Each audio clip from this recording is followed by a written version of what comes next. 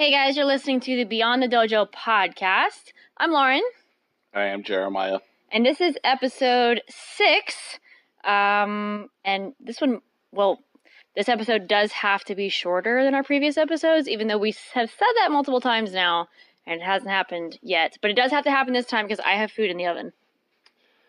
We're Southern. We like to talk. Okay, well, whatever. All right. So today is actually kind of a Q&A, sort of. It's like only really one question, though. We had a question from one of our friends up in Ohio, Jennifer. Hi, Jennifer. She actually had a specific question regarding training. So the question was something like, what are things that work in our own training and in teaching our students? And she clarified with a couple of different points. So we're going to kind of go over those. So one of the questions that she had was, when do we introduce new stances to our students if we're teaching them? So Jeremiah, want to tackle this one? I kind of think we don't approach it stance by stance or technique by technique. But I think what we do is we introduce all the information as it comes, either through kata or through class workouts.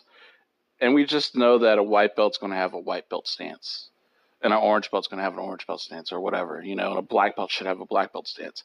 It's not the introduction information that's is important. It's the progression of the technique, the progression of the stance that we emphasize the most. I do believe we show all three basic stances, front, back, and horse stance, in our introductory class. Just about. I usually will emphasize front stance just because it can get so messed up, and that's the most used. A lot of times in our intro class, we don't ever get to actually teach like shudoke. Yeah. So I usually don't introduce back stance until like their first class. It just depends on the student and their age and all that kind of stuff. Horse stance is a funny one because sometimes I will think, okay, hey, let's have them do something with their legs while they're learning basic techniques. Sometimes I'll teach horse stance first. So it just depends. Well, I guess it's the nature of the beast too, because we run mixed classes. Yeah. So we're dealing with different levels of students, and it's the nature of the beast that they're going to be introduced to different stances almost immediately. Yeah, pretty much. All within the white belt level. Obviously, they're going to be learning all three stances. It just the order that they learn. Most of the time, it's going to be front stance first. So it's in Kuzadachi, and then your Kibidachi is going to be somewhere in there, and then Kokutsudachi is somewhere in there. So it's like those are a little bit interchangeable, but almost always front stance is one of the first ones. And the ones like the cat stance and the Sanchindachi and Fudodachi and all these other ones, those are introduced as the katas come through. We don't go out of our way to teach these different stances. They're just learned as we learn the katas. Yeah, actually, the first time I ever say the word cat stance is in Heian Yondan, the actual transition from the Kosadachi into back stance, even though you don't stay in cat stance at all. But just to explain, so from the ki point, you turn and do the back stance there. I use that word so that they have a distinct picture in their mind, so they understand where their feet are supposed to be, even though you're not really supposed to be necessarily making that stance. I definitely agree with the kata progression. And what's interesting about that too is for a while I was actually with my homeschool class. Whenever I first started that one going, I was keeping it extremely structured because I wanted to see how it went. Wow, that sounds really bad. Withheld information. If I didn't teach all the techniques at once. If I instead paced it out and only taught one new technique a week. So the first week in that class we did punching only. We didn't do stances, we didn't do anything else except for punching. Yeah, it was a little bit extreme. I was actually going off of one of the class descriptions though, that are, I think it was an 8 or 12 week layout in the back of one of the best karate series, one of Nakayama's books. He actually laid it out on how to do it. So I actually tried to follow that to a T because I wanted to see how it worked with my students. I think it did end up a little bit overkill, but the majority of the students that came out of that class were pretty strong. So yeah, I was going to say the standard of karate probably was really good, but the retention rate was probably low. Well, it actually made me have to be way more creative because I had to come up with tons of drills to be able to teach same concept, which was fun, but also now teaching so many classes, that would be overwhelming, but I would probably do it again. But what I was going to say was I wasn't teaching new techniques until they showed up in kata. Yeah. So doing those specific katas is or doing a movement in a kata generally was whenever I would introduce something, except that you don't see outside block for a long time, so you're kind of screwed there. So the next question was how on the same subject, sort of, when to introduce a new kata. So when do you go about introducing a new kata to your students? Let's be real. It's right after the belt test, right when they got their new belt. We usually, it's a fun and happy thing to learn a new kata because they practice the living daylights out of the one they just tested with, because we don't allow them to just kind of haphazardly practice. Every class they have at least 10 reps of their kata, generally just throughout the class time or drills or whatever. So to me, by every belt test, and we usually do one every 3 or 4 months, depending on the class structure. And that would depend on your dojo too, and how often you're testing. If Right. you go by that layout. But that layout, it applies though, because if you're only testing every 6 months, then they're not really ready for another kata for every 6 months. You know what I mean? It depends on the student. We have students that are about to test that are going to be testing with 2 katas. Well, yeah, that's true. That's true. Yeah, it just depends. But generally, what I'm saying is generally every 3 to 4 months, the child or the student could basically get a grasp of the kata they're working on, understand some smaller, finer points, be able to perform them, and then as they tested, we can move them to the next kata. And I think that applies more to heian kata. I mean, you can get some points of the higher level kata. I think it depends on if you're a good student and you're able to apply the finer points that you have learned through time with your basic kata to your advanced kata. Because I would think in most cases it would probably take a little bit longer with your more advanced kata. But some of that's going to be organic, like when you introduce new stuff. For the most part, we go by like you just tested, you learn a new kata. And then after it gets to a certain point, if you're not testing as frequently, like at an advanced level, then you would just learn it whenever you're ready for a new. Yeah, well, let's say just up to Shodan level. All right, so advanced students like your Dan levels, we're really relaxed. We don't really have a structure to encourage them. We just kind of train with them, and wherever their curiosity leaves, we kind of help them out or try to coach them up. But for like up to Shodan level, again, it's just the nature of the beast. By the time you get to Sankyu or third Q, you're not testing every 3 or 4 months. You're testing once a year, maybe twice a year if you're lucky. So you spend a year on Baisedai or 6 to 8 months on Baisedai. Hate yourself and hate life and hate that concept. Yeah, I mean, you got it, right? Hopefully, if you're committed, you have a good grasp of it, right? Yeah. So, okay. I mean, that's how I justify it. It's just a general rule or structure. Yeah. I think it will be interesting once we have students that are getting ready for Nidan. We have some students getting ready at Shodan level right now, but when we have students getting ready for Nidan level, it will be interesting to see how we structure that, because it's kind of uncharted waters. I don't know, man. And to me, Nidan level was such a transitional test, transitional period in my karate life, where I'd learned a lot, Shodan, up to Shodan, everything was so structured and formal. And then in Nidan level, it was like, for me personally, it was just a complete refinement. Like everything had a purpose to my technique. Yeah. So the refinement, it wasn't just the shapes anymore. It's like, how do I get my punch in better? How do I do my kicks better? How do I make them effective? Gotcha. So anyways. All right. So then the third part of that question was, she was interested in any drills that help students develop better hip rotation. So this one, I think, is very dependent on the student, because we've used lots of different specific drills. Right. They're hard to explain in a podcast, so you would have to follow us on social media in order to be able to see some of the videos of some of the stuff that we do, because we do occasionally put videos up on our Facebook and Instagram, Shotokan Karate and Human Performance page.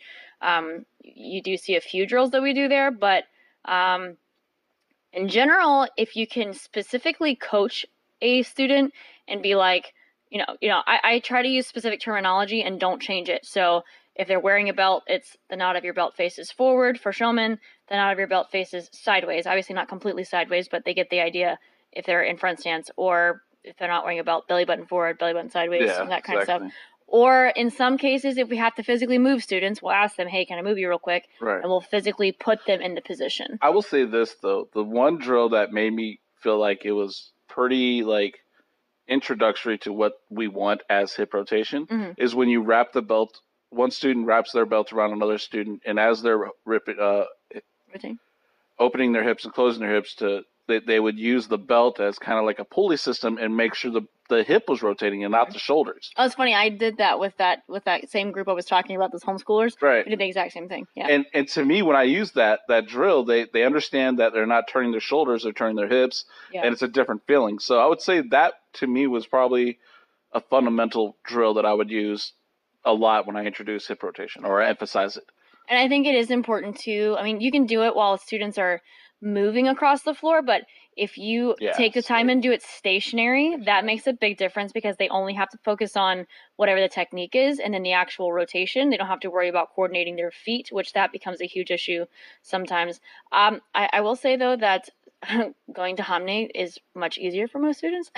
Going to Shulman is the hard part. Yeah. So so hopefully that helps a little bit. I know we didn't. And then the progression also, if you get to down ranking, I think a good hip drill is when you're in Kibarachi, you do Samanzuki, you know, Jodan, Chudan, Chudan. Yeah, and do a smaller hip rotation. But they're smaller hip rotations, and honestly, if you do the wrong hip rotation or time it out, if it's out of time or excessive, it's so obvious. It's so uncomfortable and a little bit of painful. So I think that's the progression is like you get them to feel the feeling, and then you try to make that movement smaller and smaller so you can control it more and more. Yeah. Well, another thing too is like what I've started doing with our like higher level intermediate students as they're getting ready for brown belt level is they have to not only obviously do their hip rotation and try to learn to use their legs with it, but they have to be able to time it properly with their technique,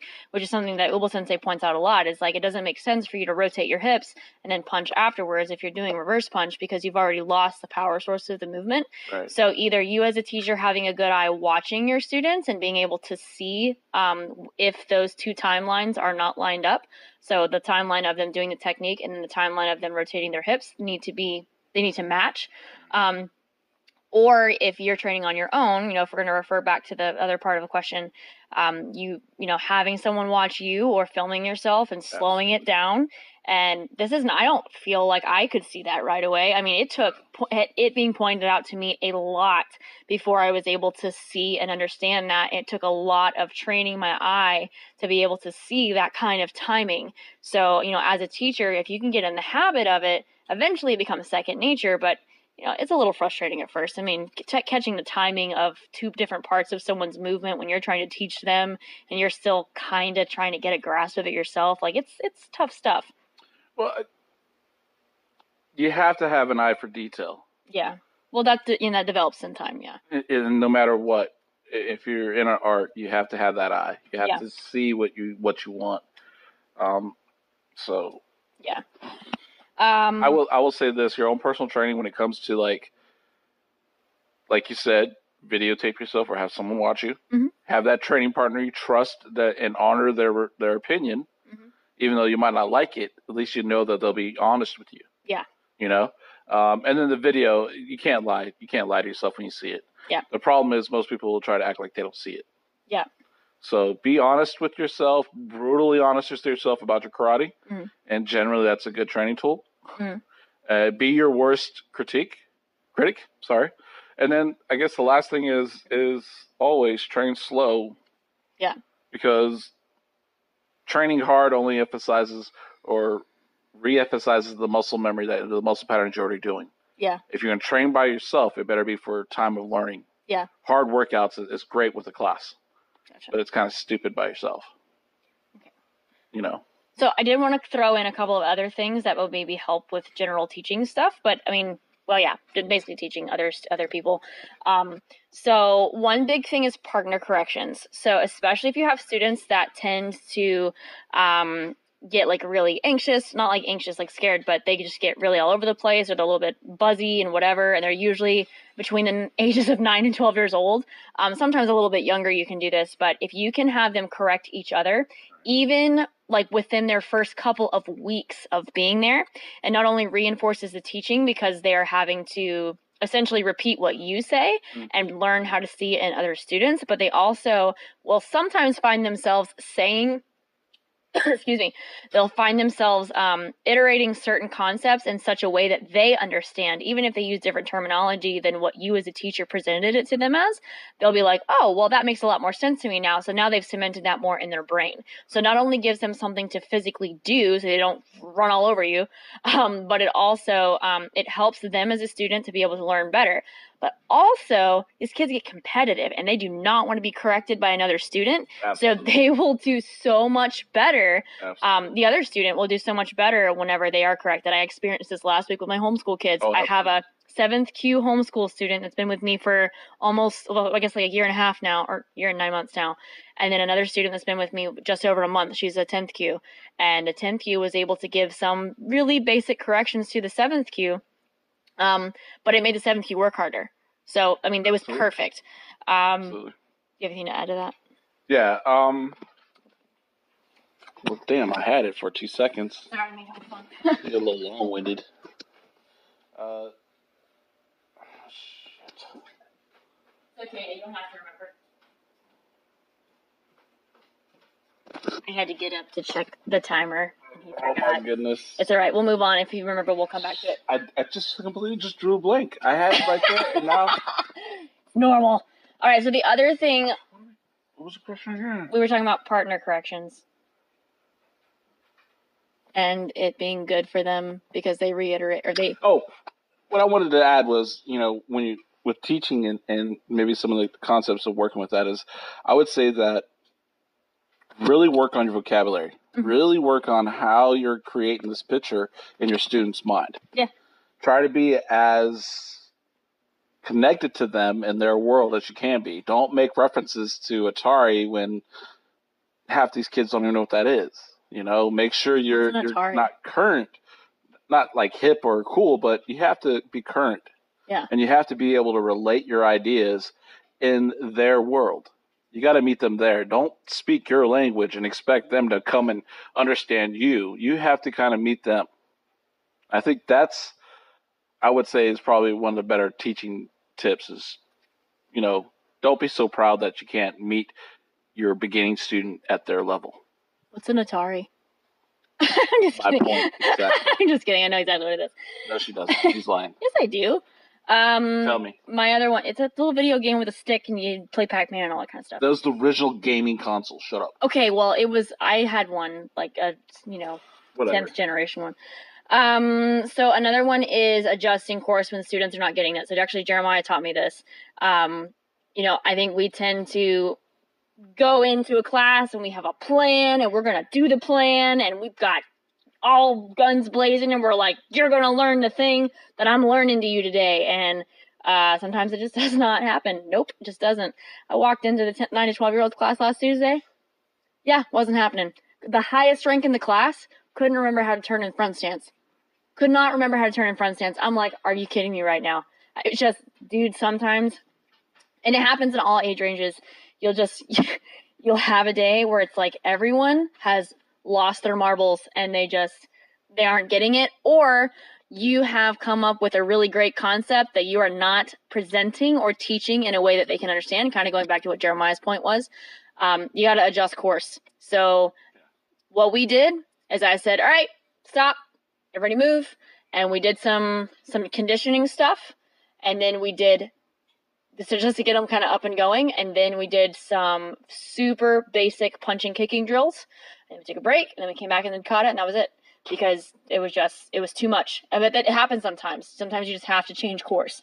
In that case, it was just because they weren't getting it. There have been other times where we've been teaching certain concepts, and we're like, okay, I think I understand this well enough to be able to teach it. And then there are times when we were very wrong. We could not do that. So we have to just change in the middle of the class. And I think it's important to be able to have enough humility to be able to just change topics. Okay. I think that was pretty much all I was going to say about stuff that works. Did you have anything else to add to that? No. Okay. I'll just paint you a little picture here. I went to add in the fact that we need to be humble as teachers and admit that when we have a horrible class, to just say, hey, it's not working and start anew. Mm-hmm. I went to grab the phone to pull it closer to me, and my humble wife pulled the phone away from me and continued to talk and gave me this look as if I was some insubordinate infidel or something. You got to be kidding me. So, like I said, we as teachers have to be humble enough to admit when we're wrong. Yes, dear. Thank you. Okay. You didn't deny it, so you know I'm speaking the truth. That's actually not what happened at all. That is exactly what happened. Totally not what happened. Stop lying. This is like some kind of version of counseling here or something. Jeez. We just need an actual counselor other than the phone. It's cheaper than a professional. record yourselves arguing. That will fix everything. Okay. Anything else to add to stuff that works? I don't know. Do I? Okay. Well, thank you guys for listening. Hopefully that was a little bit helpful for getting a couple things started. If you have any more questions, you're welcome to drop it in the comments below. We're going to try to get this on some other platform than YouTube. May I speak? Oh, sure. Have at it. Awesome. I just want to reiterate the fact that we're not, we don't have all the answers. We're not know-it-alls. We're just sharing with what we're doing. And this is what we do, and it's working so far. This is what we do. We just argue while talking into the phone. Well, yeah. I mean, let's be real. Our parents, our children, our students, everybody around us enjoys our banter. Oh, is that what this is? No, it's me digging a grave. I'm about to die. These are my last words. Okay. Help me. Okay. All right, guys. Well, thank you for listening to this very short one. Remember, you can follow us on... Shut up. Remember, you can follow us on Instagram, Jeremiah at Shotokan Karate Family Fitness. I am Shotokan KHP or Lauren Hart Athletics. Eventually, we will get into some of that juicy stuff regarding strength and conditioning stuff. Anyway, if you have any questions, drop them in the comments, and we'll see you next time. Bye. Oh, wait. Dang it. We're going to always forget to do this part. All right, what you been working on, girl? Dadgummit, man! I swear. I hope you didn't stop listening yet. All right. Working on Gion, like I said last time. Yeah. Working on the rotation. Basically the rotations in Gion. So the 90. Well, no, it wouldn't be 90. It would be about 270. Yeah, it'd be like 270-degree rotations. Oh God. It's that rotation after the first Ki she had showed on. You know what's so weird about it is I can do that rotation if I'm going front stance to front stance and not cross my legs and almost fall over. So I do it correctly. If I'm going into a back stance, I don't know what my problem is. I mean you haven't mastered the rotation from the second Ki in hand shodan? That's right. I still have to do the second Ki in hand shodan, right? So basically I'm working on hand shodan and I'm working on the second Ki in hand shodan. So if you want to learn when to introduce new things to your students, wait until they've trained for 17 years and then teach them the second Ki in hand shodan. You're welcome. Let's be real, though. I'm still working on step and punch, so where does that put me? Oh, there you go. Okay, well, whatever. There you go. Maybe I'm just I just have some ADD over here. Well, I've been working on step and punch still, trying to get the bigger picture to work. Extension of the knee and elbow. I want that thing to be flawless. A good friend of ours said that he would always say he would want a reverse punch faster than the sound. Speed of sound. Oh, Sam. Sam, right? He wants to have a reverse punch that breaks the sound barrier. Exactly. And he's dead serious about it, and I think it's kind of cool to have a goal that's unattainable. Yeah. And I think the perfect step and punch is my unattainable goal. I still want to work on it, though. I think it is attainable. Yeah. And the other thing I've been working on is Laura and I both had the opportunity to teach first weekend in November in Nashville at the WTKO camp. And I've been trying to work on a class that could basically work. I don't want to make a fool of myself. Food's ready.